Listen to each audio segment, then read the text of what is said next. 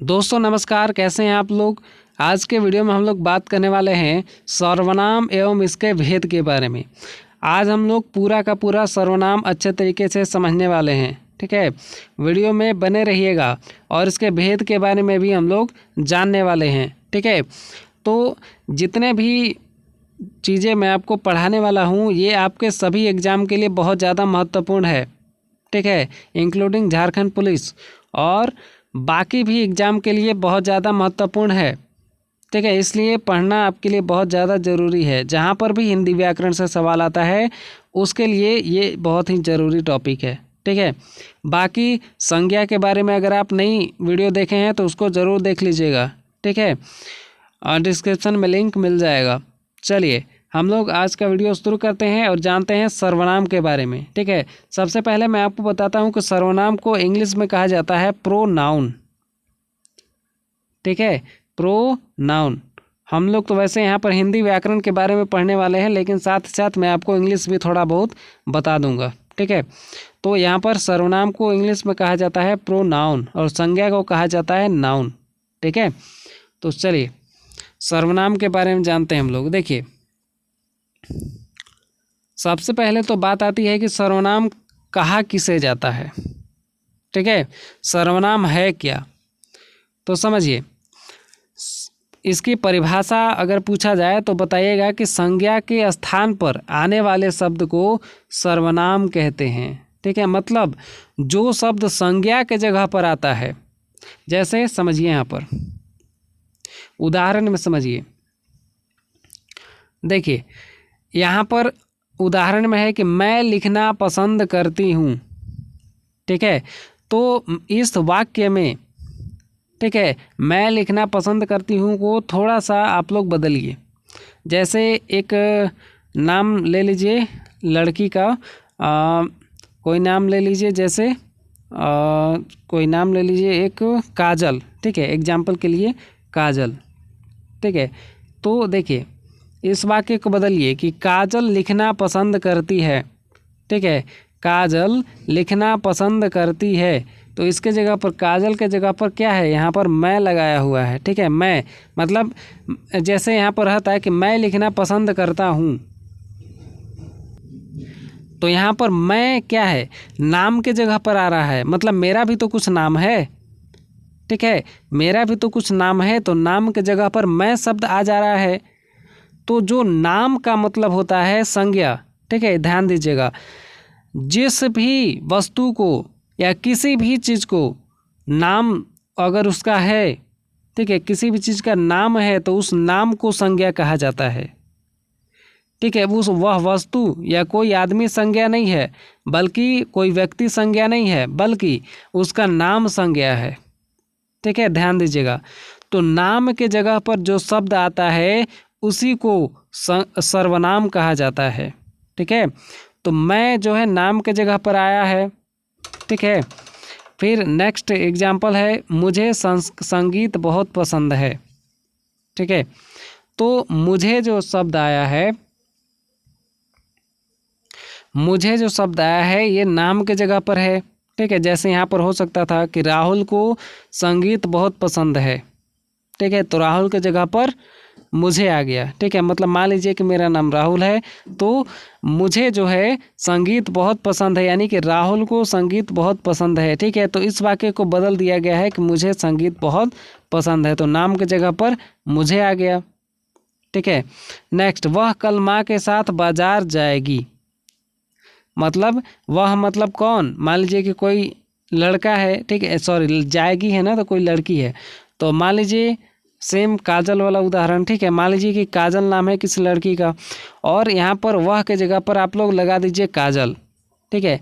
तो यहाँ पर लगाइए काजल कल माँ के साथ बाजार जाएगी, ठीक है। तो काजल शब्द के जगह पर वह आ गया है, ठीक है। तो वह जो शब्द है, काजल क्या है, काजल एक संज्ञा शब्द है, तो संज्ञा के जगह पर जो शब्द आ गया है उसी को सर्वनाम कहेंगे। मतलब जो संज्ञा शब्द था काजल और उसके जगह पर आ गया है वह, तो वह शब्द जो है नाम के जगह पर आया है तो वह शब्द सर्वनाम शब्द हो जाएगा, ठीक है। पहचानना आसान है और अगला है उसने मुझे फ़ोन किया। ठीक है, मतलब कि मान लीजिए कि राहुल है, राहुल ने मुझे फ़ोन किया, तो राहुल के जगह पर उसने लगा दिया गया है। ठीक है, राहुल के जगह पर उसने शब्द आ गया है, तो जो शब्द नाम के जगह पर आता है उसको सर्वनाम कहते हैं। ठीक है, नेक्स्ट, मेरे पास एक बुक है। ये शब्द मेरे यहाँ पर सर्वनाम हो जाएगा। हम कल मेले जाएंगे, हम यहाँ पर सर्वनाम हो जाएगा। ठीक है, हम मतलब हमारा भी तो कोई नाम है। ठीक है, हम लोग मान लीजिए दो व्यक्ति हैं। ठीक है, दो व्यक्ति हैं और हमारा भी तो कुछ नाम है, तो नाम के जगह पर हम शब्द आ जा रहा है। ठीक है, तो जैसे मान लीजिए कि मतलब कि राहुल और सोहन, एग्जाम्पल के लिए राहुल और सोहन कल मेले जाएंगे। इसको थोड़ा सा चेंज कीजिए। ठीक है, इसको थोड़ा सा दिमाग में ही चेंज कर लीजिए कि राहुल और सोहन कल मेले जाएंगे, तो राहुल और सोहन के जगह पर हम शब्द आ गया है। ठीक है, मतलब नाम के जगह पर हम आ गया है, तो इसलिए ये सर्वनाम हो जाएगा। मतलब समझिए कि नाम के जगह पर जो शब्द आ जाए, ठीक है, नाम जहाँ पर नाम होना चाहिए था लेकिन वहाँ पर वह, उसे, मैं, तुम, हम, ये सब आ जाए, तो उसी को कहेंगे सर्वनाम। ठीक है, चलिए नेक्स्ट, मूल सर्वनाम 11 होते हैं, मतलब कि नाम के जगह पर आने वाले शब्द 11 ही हो सकते हैं। ठीक है, ध्यान दीजिए। कौन कौन कौन कौन, देखिए पहले नंबर पर तो है मैं। ठीक है, नाम के जगह पर मैं आ सकता है। एक बात आप लोग याद रखिएगा कि मूल सर्वनाम 11 होते हैं। आपके सवाल भी आता है, ठीक है, मूल सर्वनाम की संख्या कितनी होती है, ये भी पूछ दिया जाता है। तो इसलिए याद रखिएगा 11 सर्वनाम होते हैं। ठीक है, 11 मूल सर्वनाम। कौन कौन, देखिए मैं, वह, क्या, तू, जो, कोई, आप, सो, कुछ, यह और कौन। ठीक है, यह और कौन, ये सब मूल सर्वनाम हैं। ठीक है, चलिए, मतलब नाम के जगह पर ये आते हैं। ठीक है, चलिए अब हम लोग बात करेंगे सर्वनाम के भेद के बारे में। सर्वनाम के कितने भेद होते हैं, तो सर्वनाम के टोटल जो है 6 भेद होते हैं। ठीक है, याद रखिएगा, सर्वनाम 6 प्रकार के होते हैं। ठीक है, इनके 6 भेद होते हैं। कौन कौन, पहले आता है पुरुषवाचक सर्वनाम, और दूसरे नंबर पर है निश्चयवाचक सर्वनाम, इसको संकेतवाचक सर्वनाम भी कहा जाता है। नेक्स्ट अनिश्चयवाचक सर्वनाम, फिर इसके बाद संबंधवाचक सर्वनाम, फिर इसके बाद प्रश्नवाचक सर्वनाम, फिर इसके बाद निजवाचक सर्वनाम। ठीक है, और हाँ, लास्ट में मैं आपको कुछ MCQ का प्रैक्टिस भी करवाने वाला हूँ। ठीक है, जो इम्पोर्टेंट है, जिस तरह का सवाल आ सकता है, उस सवालों को मैं आपको प्रैक्टिस भी करवाने वाला हूँ लास्ट में। ठीक है, सर्वनाम बताने के बाद। ठीक है, इसी वीडियो में।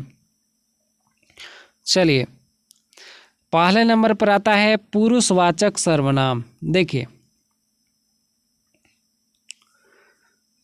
जो सर्वनाम उत्तम पुरुष, मध्यम पुरुष और अन्य पुरुष के लिए आता है उसे पुरुषवाचक सर्वनाम कहते हैं।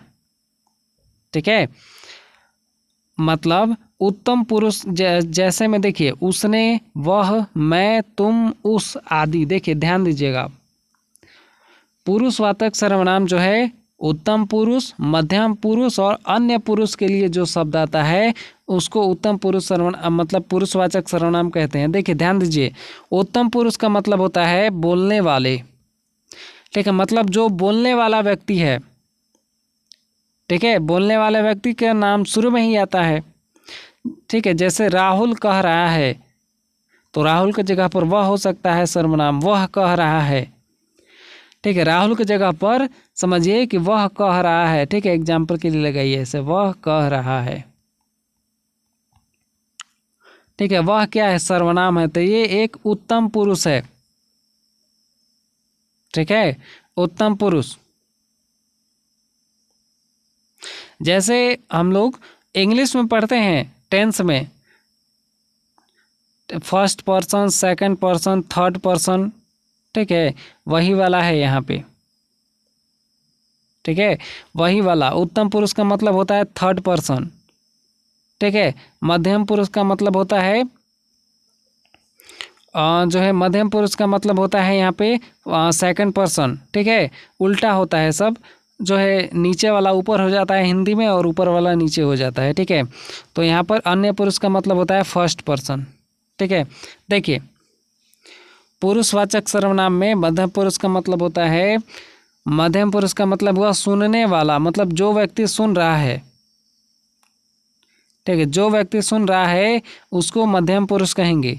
और जो अन्य बाकी अन्य जो वहाँ पर है, मतलब कि बोलने वाले और सुनने वाले के अलावा जो जिसका नाम वहाँ पर दिया गया है वो अन्य पुरुष है, ठीक है, जिसके बारे में की बात की जा रही है, ठीक है। एग्जाम्पल में आपको समझ में आएगा। पहले उत्तम पुरुष देखिए, उत्तम पुरुष कितने होते हैं, ध्यान दीजिए। पहले यहाँ पर कारक बताया गया है, इधर एक वचन है, बहुवचन है। देखिए उत्तम पुरुष में कर्ता में आ सकता है मैं और हम, ठीक है। शुरू में किसी वाक्य में अगर मैं और हम आता है तो समझिए वो उत्तम पुरुष है, ठीक है। नेक्स्ट कर्म में आ जाएगा फिर मुझे, मुझको, या फिर हमें या हमको। और संबंध में रहेगा मतलब अन्य पुरुष में मेरा, मेरे, या फिर हमारा, हमारे, या फिर मेरी और हमारी, ठीक है। ये सभी शब्द आता है तो समझिए उत्तम पुरुष है। पहचानने भी मैं आपको बताने वाला हूँ, लेकिन वीडियो के लास्ट में पहले ये समझ लीजिए।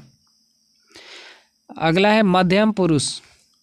देखिए मध्यम पुरुष में कर्ता में अगर तू और तुम रहे तो समझिए मध्यम पुरुष है, ठीक है। यानी कि पुरुषवाचक सर्वनाम में ही है लेकिन मध्यम पुरुष है। जैसे तू जाएगा या तुम क्या कर रहे हो तो ये मध्यम पुरुष होगा, ठीक है। अगले नेक्स्ट है कर्म।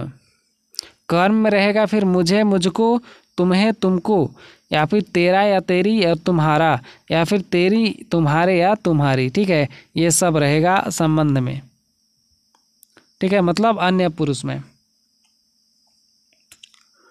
समझे। मतलब कि कर्ता और कर्म के अलावा भी बाकी अगर ये शब्द रहे तो समझिए मध्यम पुरुष है। नेक्स्ट है अन्य पुरुष। देखिए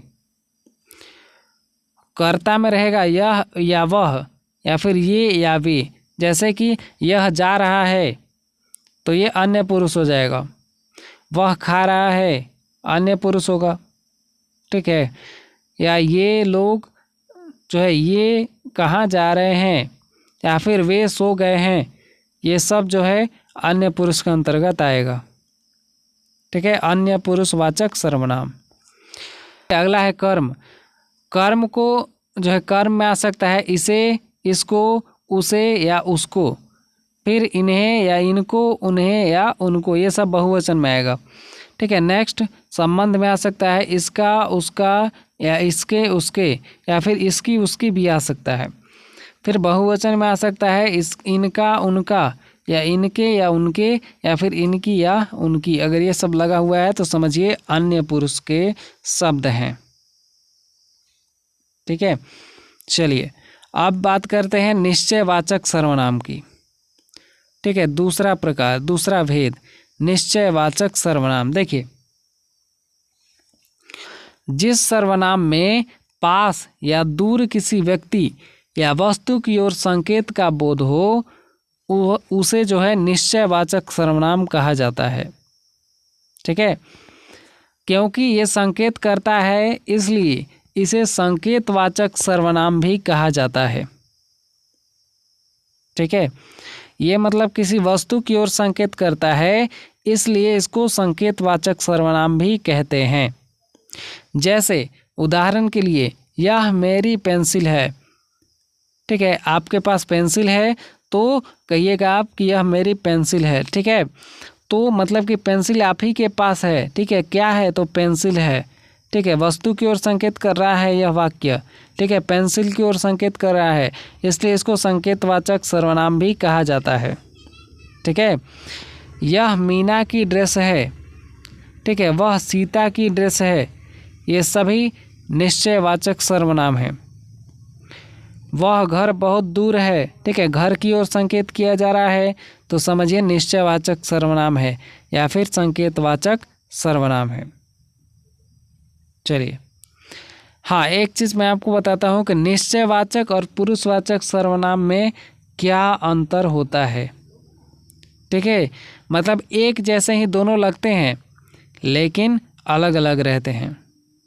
ठीक है, समझिए, सीता बाजार गई और उसने पीली फ्रॉक खरीदी। ठीक है, सीता बाजार गई और उसने पीली फ्रॉक खरीदी। यहाँ पर ध्यान दीजिए, देखिए यहाँ पर सीता बाजार गई और उसने पीली फ्रॉक खरीदी, तो इसमें एक ही व्यक्ति की बात की जा रही है, इसलिए पुरुषवाचक सर्वनाम हो जाएगा।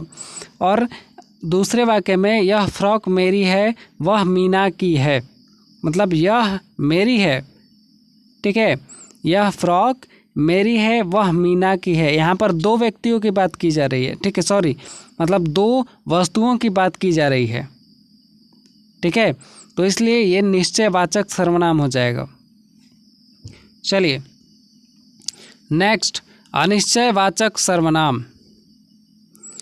देखिए, अनिश्चयवाचक सर्वनाम मतलब कि जिस सर्वनाम से किसी निश्चित व्यक्ति या पदार्थ का बोध नहीं होता हो, मतलब किसी भी निश्चित व्यक्ति के बारे में, मतलब कि कौन व्यक्ति है इसके बारे में कुछ भी पता नहीं है, ठीक है, या कौन सा वस्तु है कुछ भी पता नहीं है, तो उसके बारे में जो मतलब वैसे वाक्य को अनिश्चयवाचक सर्वनाम कहा जाता है।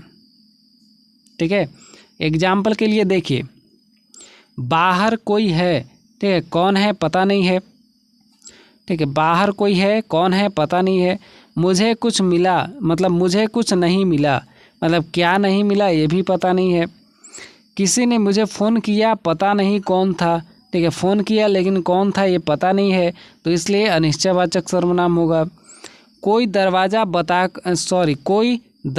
बजाकर चला गया, कौन बजा कर गया पता है? नहीं, कुछ भी पता नहीं, तो इसलिए ये अनिश्चितवाचक सर्वनाम हो जाएगा। ठीक है, अनिश्चयवाचक सर्वनाम मतलब कि जिसके बारे में कुछ भी पता ना हो वैसा सर्वनाम अनिश्चयवाचक सर्वनाम होगा, और जिसके बारे में पता हो और पास या दूर होने का बोध हो तो उसको निश्चयवाचक सर्वनाम कहेंगे। ठीक है, चलिए अगला भेद है फिर संबंधवाचक सर्वनाम। संबंधवाचक सर्वनाम देखिए, संज्ञा के स्थान पर आने वाले जिन दो शब्दों में संबंध का भाव प्रकट होता है उसे संबंधवाचक सर्वनाम कहते हैं। जैसे तुमने जो कार मांगी थी यह वही कार है, मतलब तुमने जो कार मांगी थी यह वही कार है। तो इस वाक्य में देखिए, इस वाक्य में जो है मतलब जो कार मांगा गया था वही कार है, मतलब कि संबंध दर्शाता है कार और व्यक्ति के बीच में। ठीक है, तो इसलिए ये संबंधवाचक सर्वनाम हो जाएगा। अगला है तुम जो बोलोगे मैं वैसा ही करूँगा, मतलब कि एक संबंध दर्शाता है कि तुम जो बोलोगे मैं वैसा ही करूँगा। ठीक है, मतलब कि मैं तुमसे संबंधित हूँ। ठीक है, तो इसलिए संबंधवाचक सर्वनाम ये हो जाएगा। चलिए नेक्स्ट, प्रश्नवाचक सर्वनाम। देखिए, जिन सर्वनाम शब्दों से किसी प्रश्न का बोध होता है उसे प्रश्नवाचक सर्वनाम कहते हैं।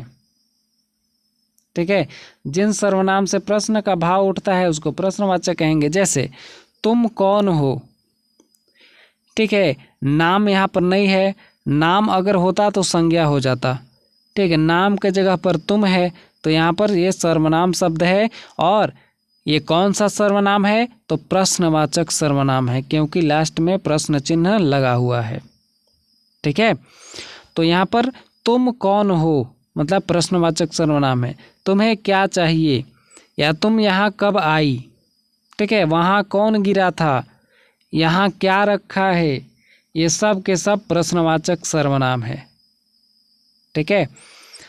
अगला भेद है निजवाचक सर्वनाम। मतलब जो सर्वनाम तीनों पुरुष मतलब उत्तम, मध्यम और अन्य पुरुष में अपना होने की अवस्था या भाव या फिर अपनापन, निजता का वह मतलब अपनापन या निजता का बोध कराता है, वह निजवाचक सर्वनाम कहलाता है, ठीक है। मतलब जो सर्वनाम तीनों पुरुषों मतलब उत्तम पुरुष, मध्यम पुरुष और अन्य पुरुष में अपना होने की अवस्था या फिर भाव प्रकट करता है, उसे निजवाचक सर्वनाम कहते हैं।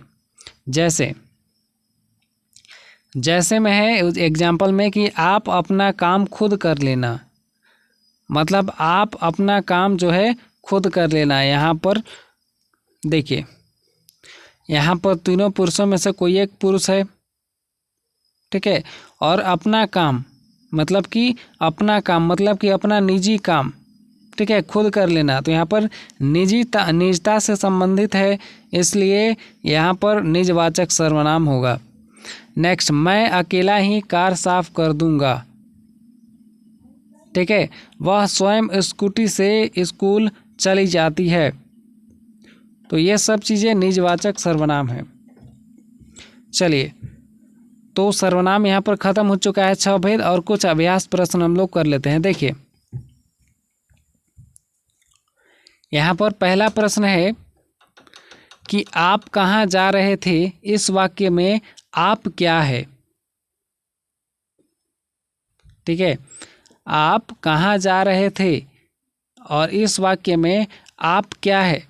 ध्यान दीजिए, इस वाक्य में पूछ रहा है कि ये आप क्या है, तो आप एक कौन सा सर्वनाम है। देखिए, 4 सर्वनाम के उदाहरण दिए हुए हैं यहाँ पे। ऑप्शन: निजवाचक सर्वनाम, निश्चयवाचक सर्वनाम और प्रश्नवाचक सर्वनाम और पुरुषवाचक सर्वनाम।